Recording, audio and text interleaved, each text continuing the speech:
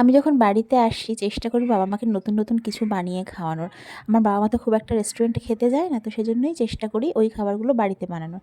সেজন্য আজকে বানিয়েছিলাম চিকেন বার্গার। তার জন্য চিকেনের কিউবগুলোকে আগে আমি নুন, হলুদ, লঙ্কা গুঁড়ো দিয়ে ম্যারিনেট করে রেখেছিলাম, সয়া সস দিয়েছিলাম, তার সাথে পেঁয়াজ, রসুন, আদা আর কাঁচা লঙ্কা দিয়ে পেস্ট করে নিয়েছি। তার মধ্যে একটা ডিম দিয়েছি, আর পেস্টটাকে একটু টাইট করার জন্য আমি একটু ব্রেড ক্রাম্ব দিয়ে দিয়েছিলাম। এরপরে বার্গার ব্রেডগুলোকে মাঝখান দিয়ে কেটে নিয়েছি, কেটে এই যে তাওয়াতে বাটার ব্রাশ করে নিলাম।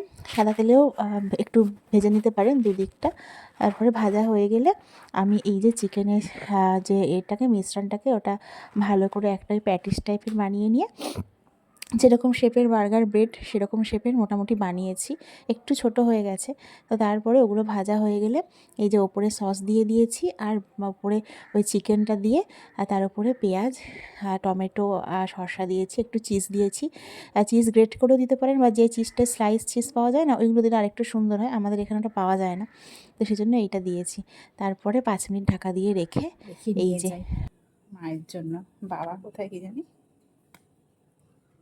ও মা, এই দেখো কি বলো তো, বার্গার দেখে মনে হচ্ছে ইয়েস বার্গার সুন্দর দেখতে হয়েছে।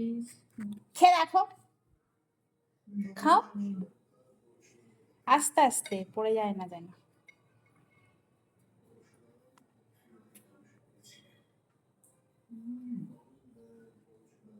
ভাল লাগছে, খুব সুন্দর হয়েছে। সুন্দর লাগছে। আমি একটু টেস্ট করি, করবো।